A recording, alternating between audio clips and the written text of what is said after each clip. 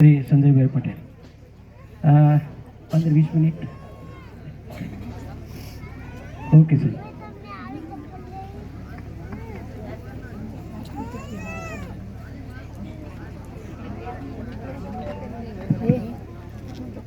બધાને રામ રામ. ઉપસ્થિત મંચસ્થ બધા અધિકારીગણ, આટલા સરસ મજાના કાર્યક્રમનું જેમને આયોજન કર્યું છે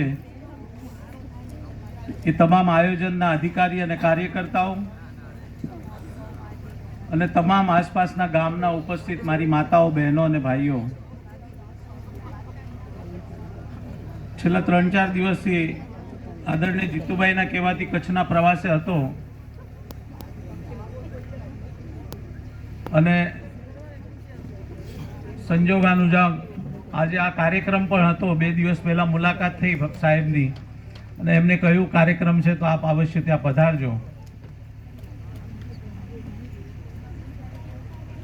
અમે છેલ્લા 20 વર્ષથી સમગ્ર ભારતમાં કામ કરીએ છીએ. એક બહુ વિદ્વાન વ્યક્તિ છે જેમનું નામ છે KN ગોવિંદાચાર્ય. તમે રાષ્ટ્રીય સ્વયંસેવક સંઘનું નામ સાંભળ્યું હશે. એ સંઘના તે પ્રચારક રહ્યા. અખિલ ભારતીય વિદ્યાર્થી પરિષદ જે રાજનીતિ માટેની ટ્રેનિંગ આપવાવાળી એક પ્રકારની સ્કૂલ કહી શકીએ, તે અખિલ ભારતીય વિદ્યાર્થી પરિષદના 12 વર્ષ મહામંત્રી રહ્યા અને પછી ભારતીય જનતા પાર્ટીના 12 વર્ષ મહામંત્રી હતા. જ્યારે કેન્દ્રમાં સત્તામાં હતી ભારતીય જનતા પાર્ટી, ત્યારે એમને જે ચિંતન કર્યું હતું એમાંથી એમને ધ્યાન આવ્યું કે સત્તાથી સમાજમાં પરિવર્તન નહીં આવી શકે. વર્ષોથી એમ માનવામાં આવતું હતું કે સત્તા જો આપણી પાસે આવશે તો આપણે સમાજને બદલી નાખશું અને સમાજમાં પરિવર્તન લાવશું. ચિંતનશીલ વ્યક્તિ. એક લીટીમાં એમના વિશે કહેવું હોય તો હું કહું, આચાર્ય ચાણક્ય જેટલો વિદ્વાન કોઈ ધરા પર જીવતો હશે તો તે KN ગોવિંદાચાર્ય. આ જગતના નકાશા પર કેટલા બધા દેશ હતા, અત્યારે નથી. એ દેશની ઇકોનોમી વિશે આપ પૂછો તો એ કહી શકે, એના સંસ્કૃતિ વિશે પૂછો તો કહી શકે. એટલો અધ્યયનશીલ એ વ્યક્તિ છે. અને માટે સત્તામાં હોવા છતાં, રાજનીતિમાં હોવા છતાં સમાજમાં કોઈ પરિવર્તન નથી આવતું અને દૂર દૂર સુધી જે દૂરદ્રષ્ટા હતા એમને દૂર દૂર સુધી ક્યાંય પરિવર્તનની સત્તાથી સંભાવનાઓ દેખાતી નહોતી. માટે એમને અધ્યયન માટે અવકાશ લીધો કે મારે હવે સક્રિય રાજનીતિ નથી કરવી ને મારે કોઈ અધ્યયન ચિંતન કરવું છે. અને 2 વર્ષ માટે એ રોકાણા, હિમાલયમાં ગયા, ચિંતન કર્યું, સાધના કરી, અનેક લોકોને મળ્યા. 2 વર્ષ પછી પાછા આવ્યા અને સમગ્ર દેશમાં ફર્યા. ચિંતનમાં એમના જે નિકષો હતા, શિક્ષા માટે શું હોવું જોઈએ, પાણી માટે શું હોવું જોઈએ, પર્યાવરણ માટે શું હોવું જોઈએ, નાની મૂડીના 2 લાખના ઉદ્યોગો માટે શું હોવું જોઈએ, કૃષિ માટે કેવું હોવું જોઈએ, એ તમામ વિષયો જે નિકષો હતા કે એમાં સુધાર આવશે. ક્યારેક આપણે વિશ્વગુરુ હતા, આજે આપણે પાયમાલ થઈ ગયા છીએ. જગતનો તાત જેને કહીએ છીએ એ સૌથી દુઃખી છે. તો એ કેમ, ક્યાં આપણી દિશા ખોટી જઈ રહી છે? તો એના માટે શું હોવું જોઈએ? જે એમના નિકષો ચિંતનમાં આવ્યા હતા અને જ્યારે દેશમાં 2 વર્ષ ભ્રમણ કર્યું તો એમને ધ્યાનમાં આવ્યું કે જે એમના ચિંતનોમાં નિકષ હતા એવું કોઈના કોઈ માણસો કરતા હતા. અને માટે પછી એવા તમામ લોકોને લઈને 2004માં એમના કાશીમાં સંમેલન શરૂ કર્યું. દેશમાં 35 લાખથી વધુ સંસ્થાઓ કાર્યરત હતી, જેને NGO આપણે કહીએ છીએ, નોન ગવર્મેન્ટ ઓર્ગેનાઇઝેશન, સંસ્થાઓ, સેવાભાવી સંસ્થા આપણે જેને કહીએ છીએ. માટે એમને નક્કી કર્યું કે આટલી લાખો સંસ્થાઓ છે કાર્યરત, હજુ મારે એક સંસ્થા નથી કરવી, પણ એક વિચાર મંચ રાખવું જેમાં તમામ વિદ્વાનો, તમામ પ્રયોગશીલ લોકો, આપણા જીવનને લાગતા વળગતા તમામ વિષયોમાં કામ કરવા વાળી વ્યક્તિઓ, પણ જે સજ્જન હોય. સજ્જન કોને કહેવાય? તો જે સમાજ અને દેશ હિતનું કામ કરે, જેના હૃદયમાં પછી કોઈ પણ જાતિપાતિ પંથ સમુદાયનો હોય, ગમે તે વિચારધારાનો હોય, વિનોબા ગાંધીવાળો હોય, હેડગેવારવાળો હોય, લેફ્ટિસ્ટ હોય, રાઇટિસ્ટ હોય, કમ્યુનિસ્ટ હોય, ગમે તે, પણ જેના હૃદયમાં સમાજ અને દેશ હિત છે એ આપણો આવી જા અમારી સાથે. અને એને જે કંઈ કામ કર્યું છે સારું, એ તમામ દેશ સામે લઈ જવું અને જે કોઈ એ વિષયમાં કરવા માંગતો હોય કામ, એને એની સાથે ભટકાવાનું. તું જા ભાઈ, ત્યાં જા, જો, શીખ, સમજ. તારી પાસે જે જે કંઈ પ્રતિભા હોય, તારી પાસે જે જે કંઈ સંસાધન હોય, તારી પાસે જે કંઈ શ્રમ ઉપલબ્ધ હોય, તારી પાસે જે કંઈ પરિસ્થિતિ હોય તારા વિસ્તારમાં, એને અનુરૂપ તું યોજના બનાવ અને તું પણ સુખીને સંપન્ન થા. આ કામ લઈને અમે સમગ્ર દેશમાં એવો કોઈ જિલ્લો નથી જે અમારો છેલ્લા 20 વર્ષથી પ્રવાસ નથી. આખા દેશના વર્ષમાં મારા 4 વખત પ્રવાસ થાય છે. એમાં પછી ભૂટાન બી આવે છે અને બ્રહ્મદેશ બી આવી જાય છે, પૂર્વોત્તરમાં જઈએ છીએ ત્યારે. અને તમામ જગ્યાએ જે આપણી સનાતન સંસ્કૃતિએ કહેલા તમામ વિષયો છે. પછી ખેતી માટે બી ઘણું બધું કહેલું છે જે આપણે ભૂલાઈ ગયા છીએ. અને છેલ્લા 50 વર્ષમાં આ વિદેશી કંપનીઓના એજન્ટોએ આપણને ભ્રમિત કરી દીધા છે, જેને આપણે કૃષિ વિદ્યાપીઠ કહીએ. હવે તો માફ કરજો કોઈ હોય તો, હવે તો નરેન્દ્ર બાપુ આવ્યા પછી ઘણો સુધાર આવી ગયો છે, પરંતુ એ લોકોએ ખેડૂતોને ભ્રમિત કર્યા. અને જે થોડું ઘણું બાપ દાદાઓનું જે પરંપરાગત જ્ઞાન હતું એનો એ ખેદાન મેદાન કરી નાખ્યું. પણ ખેડૂત હવે જાગ્યો છે. છેલ્લા અનેક વર્ષોથી ખેડૂત જાગ્યો છે અને હવે સમજે છે કે ગાય શું છે, ગૌ માતા શું છે. તો હું મુખ્ય રૂપમાં એટલું ટૂંકમાં કહી દઈશ કે એ બધું ચિંતન કરીને ગોવિંદજીએ 3 વિષય નક્કી કર્યા. એક બૌદ્ધિક, એક રચનાત્મક અને એક આંદોલનાત્મક. બૌદ્ધિક સ્તરમાં આપણે 300 થી વધુ વિદ્વાનો ભેગા કર્યા છે. ભાઈ હમણાં કોઈ વાત કરતા તો PhD ના ડબલ PhD, જે 4થું ધોરણ ભણેલા છે અમારા ડોક્ટર એલ નારાયણ રેડ્ડી. પણ જગતની 7 ભાષાઓમાં જગતના ખેડૂતોને ખેતી શીખવાડે છે. સાહેબે ICMR ની વાત કરી ગયા તો એ તમામ શાસ્ત્રજ્ઞો, સાયન્ટિસ્ટો, જેમને ખેતી વિશે કોઈ ઉકેલ ના આવે, કોઈ સમસ્યાનું સમાધાન ના મળતું હોય, ડોક્ટર એલ નારાયણ રેડ્ડી 4થા ભણેલાને પૂછે ને એની પાસે ધારા પ્રવાહથી પ્રકૃતિ પાસેથી આવે એનું સમાધાન આપે. હું બહુ ઊંડાણમાં નહીં જાઉં, વિષયો કહેવા માટે બહુ છે ને દિવસો ઓછા પડશે.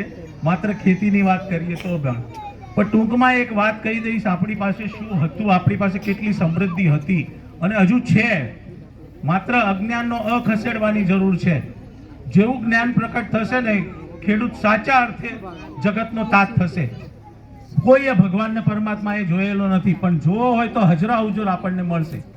પણ જે આજે નથી, આજે એ ખેડૂત દુશ્મન બનીને બેઠો છે અને બધાને ઝેર પીરસી રહ્યો છે. અને એ પણ એનો ઈરાદો નથી, પણ સમય એની પાસે કરાવી રહ્યો છે. એ અજ્ઞાનવશ આ બધું કરી રહ્યો છે.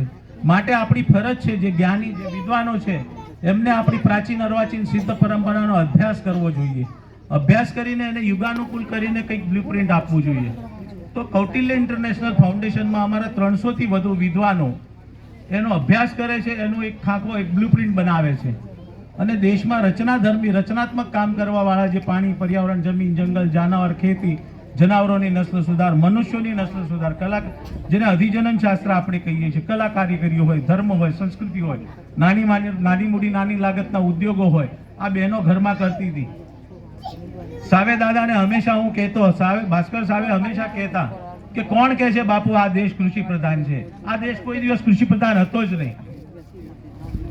આ દેશ ઉદ્યોગ પ્રધાન હતો અને આખા જગત પર અમે રાજ કરેલું છે. GDP ની વાત કરીએ તો જગતમાં આપણે ક્યાં હતા 300 વર્ષ પહેલા? એ શેના માટે હતા? ખેતીના લીધે નહોતા. આપણે ઉદ્યોગ પ્રધાન હતા. ઘર ઘરમાં કલા કારાગીરી હતી, ઘર ઘરમાં કુટીર ઉદ્યોગો હતો. તો હું પૂછું, દાદા તો ખેતીનું શું? તો ખેતી તો ધર્મ છે અને આપણે ધર્મ પ્રધાન પ્રેમી હતા. ખેતી તો ધર્મ તરીકે આપણે કરતા હતા. બાકી આપણે તો હંમેશા ઉદ્યોગ પ્રધાન હતા ને હવે બી આપણે ઉદ્યોગ પ્રધાન જ રહીશું. માટે આ ખેતી અને ધર્મની જ્યાં વાત આવે છે ત્યાં એનો આધાર, જે કેન્દ્ર છે, મુખ્ય બિંદુ છે, એ ગાય માતા છે. એટલે ગૌ આધારિત કૃષિ અને કૃષિ આધારિત સમગ્ર વિકાસની સંકલ્પના સાથે છેલ્લા અનેક વર્ષોથી 50 લાખથી વધુ ખેડૂતોમાં આપણે કામ કરીએ છીએ. માત્ર ખેતીનો વિષય નથી, મેં સમગ્ર વિકાસની વાત કરી.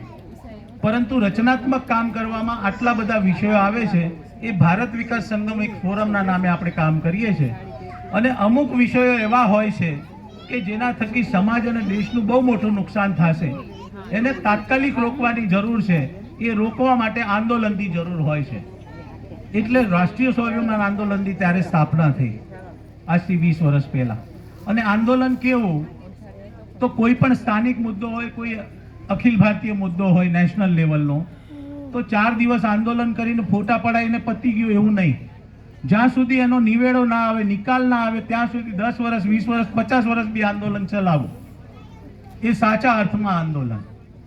અને જે મૂળ વાત હતી કે ભાઈ સત્તામાં આવશું તો સમાજમાં પરિવર્તન લાવશું, જે એમના ચિંતનમાં હતું એ એમને જે સામે મૂક્યું કે રાજસત્તાથી સમાજમાં પરિવર્તન આવશે નહીં, માટે સરકારની પત્તર ઠોકવાનું આપણે બંધ કરો.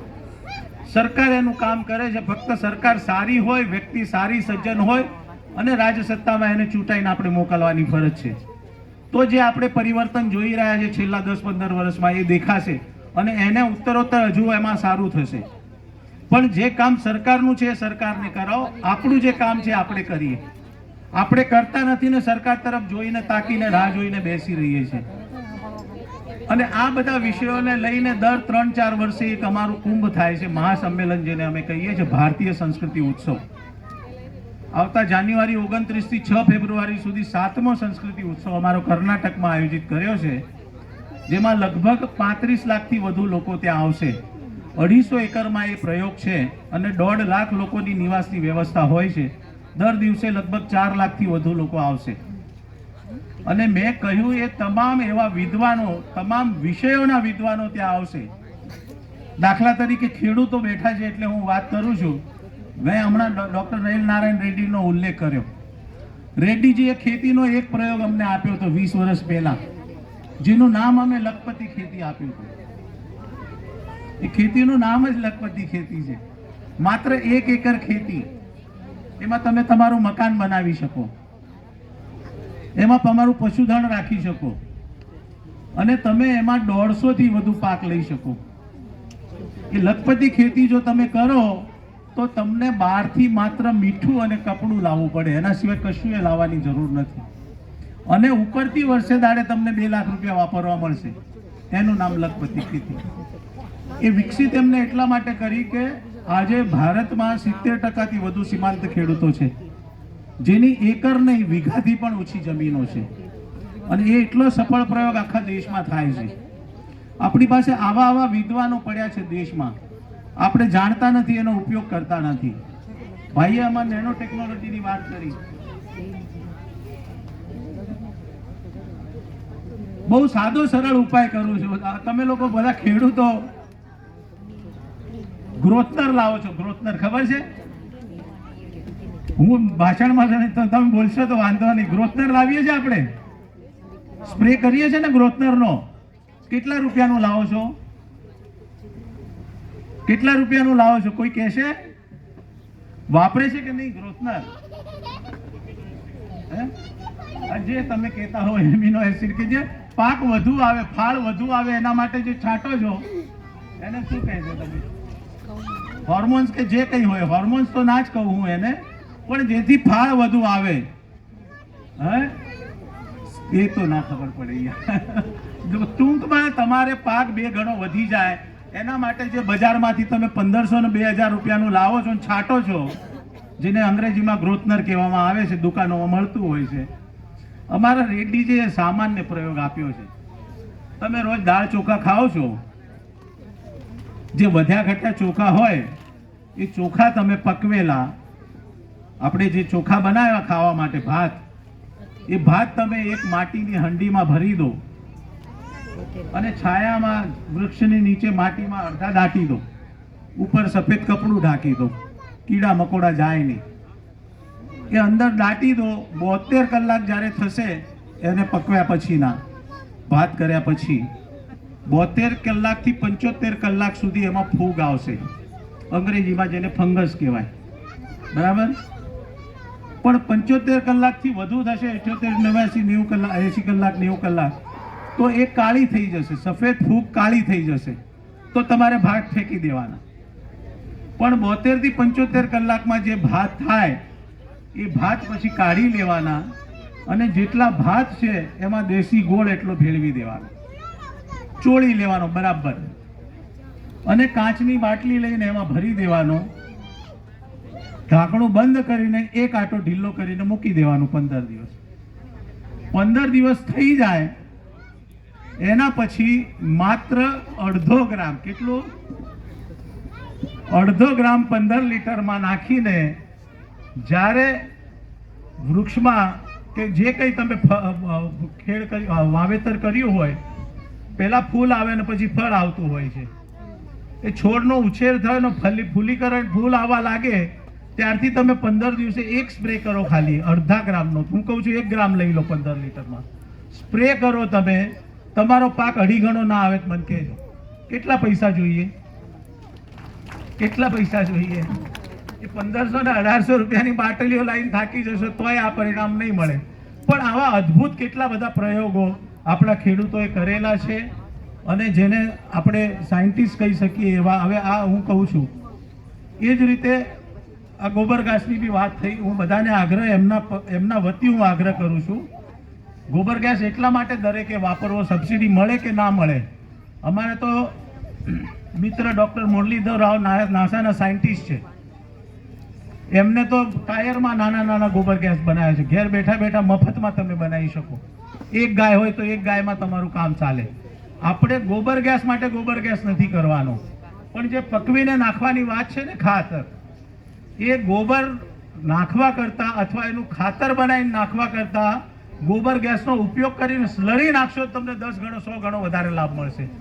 એ ગોબરની સ્લરી માટે આપણે ગોબર ગેસ લગાવવાનો છે. ગોબર ગેસ વાપરો કે ના વાપરો, એટલે માટે બધાને મારે આગ્રહ છે કે એ ખાસ તમે અચૂક કરજો. બીજી વસ્તુ, હું 4 દિવસથી કચ્છમાં બહુ ફરી રહ્યો છું અને ચર્ચા મારી થઈ આદરણીય જીતુભાઈ સાથે, ગાંડો બાવળ ગાંડો બાવળ. હું છેલ્લી વાત મારી કરીને પૂરી કરીશ સાહેબ.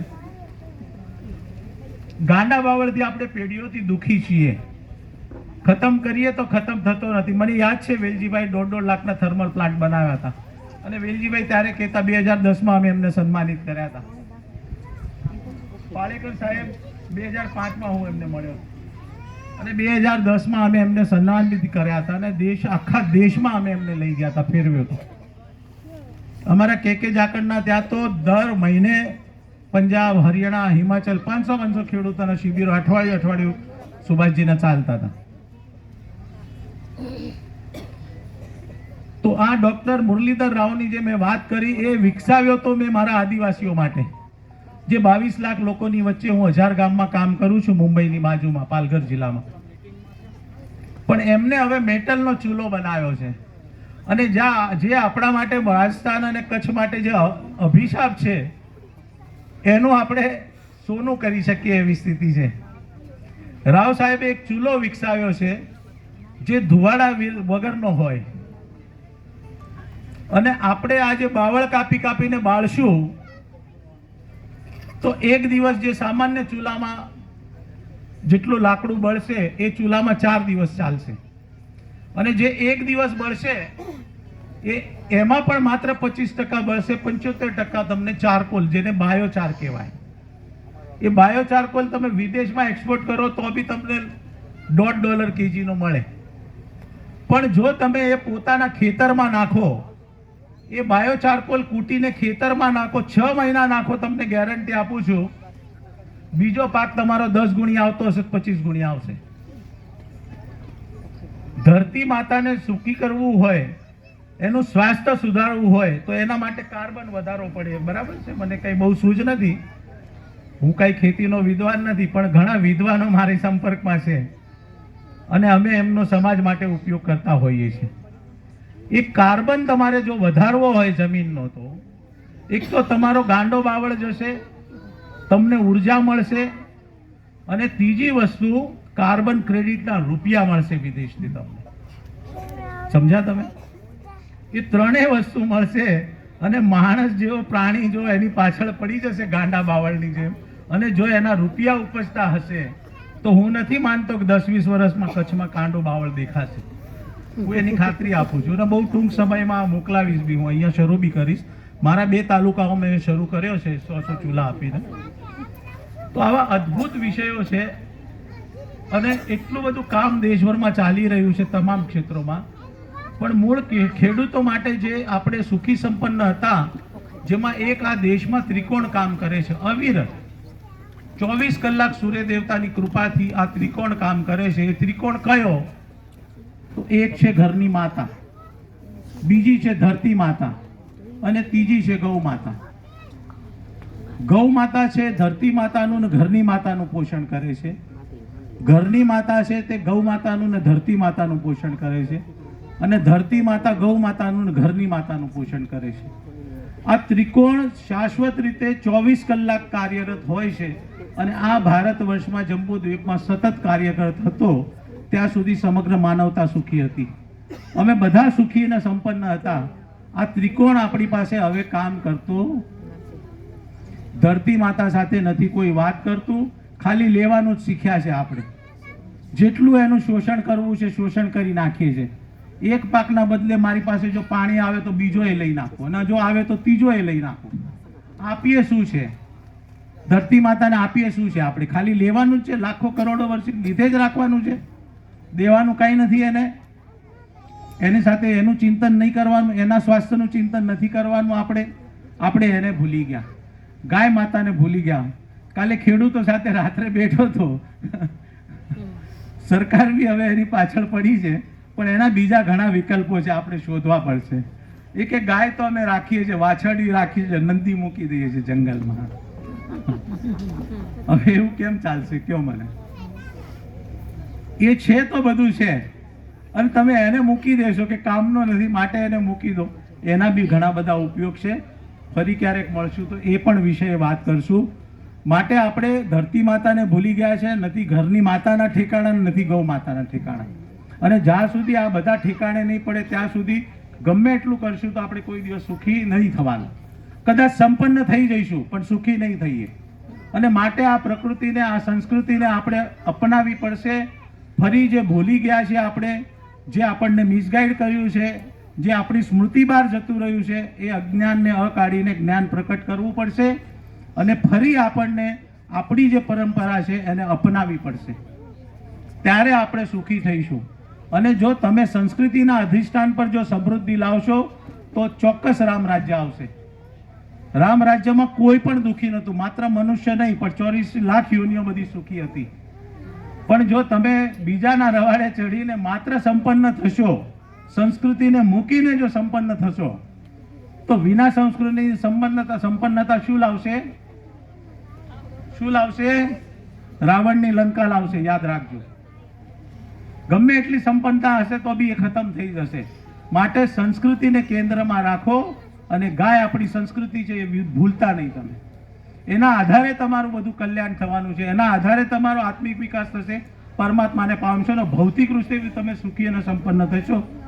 ઘણી બધી વાતો છે કરવા માટે, પણ સમયનો બી અભાવ છે. બીજા ઘણા વક્તાઓ પણ હશે અને આ માત્ર એક ખેતી નહીં પણ એને લાગતા વળગતા શરીરનું એક અંગ વધશે તો ચાલશે કે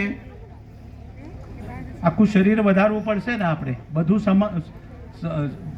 ઇક્વલી આપણને વધારવું પડશે. માટે ખાલી ખેતી એક વિષય નથી, પણ ખેતીને લાગતા વળગતા પણ તમામ વિષયો જે જીવનને લાગતા વળગતા છે એ તમામ વિષયો આપણે કરવા પડશે. એમાં સંસ્કૃતિને કેન્દ્રમાં રાખીને જેની જે રુચિ છે, જેનું જે પિંડ છે એ વિષય એને કરીને સૌએ બેસીને મળીને આપણા ગામનો સમગ્ર વિકાસ સાધવો પડશે. ત્યારે સમગ્ર દેશ સુખી થશે અને ત્યારે સમગ્ર માનવતા સુખી થશે. આપણે વિશ્વગુરુ હતા એ તો બધાએ સાંભળ્યું છે ને કે નથી સાંભળ્યું?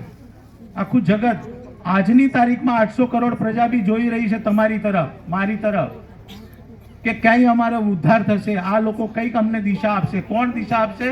તો આ ભારતીયો દિશા આપશે. આ વિદ્વાન છે, આ આર્યો.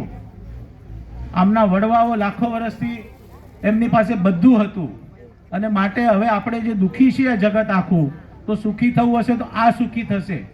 હવે મને એમ કહો, આખું જગત આપણી તરફ જોઈ રહ્યું છે કે આમની પાસેથી અમને કંઈ મળશે ને અમે પણ સુખી થઈશું. માણસ પાસે જે હશે એ જ આપશે બીજાને, બીજું કંઈ આપી શકશે? તમારી પાસે જે હશે એ જ તમે આપશો ને કોઈને. તો તમે સુખી હશો તો કોઈને સુખી કરશો ને. તો તમે દુઃખી હશો તો જગતને દુઃખી કરશો. તો જગતને સુખી કરવા માટે પહેલા આપણને સુખી થવું પડશે. સમજ્યા? અને માટે આજથી મારી વિનંતી છે, બધાને મંડી પડો. આપણી પરંપરા, આપણી સંસ્કૃતિ, જે વિદ્વજનો એનો અધ્યયન કરે છે એનો ઉપયોગ કરો અને એ આચરણમાં લાવો, જીવનમાં લાવો. ખાલી બુદ્ધિની સ્તર પર ના રાખો એને, અનુભૂતિની સ્તર પર એને સિદ્ધ કરો, ઉપયોગ કરો. પોતે સ્વયં સુખી ને સંપન્ન થાઓ, જગત આખાને, માનવતાને સુખી કરો. આટલી વાત પૂરી કરીને મારી વાણીને વિરામ આપું. જય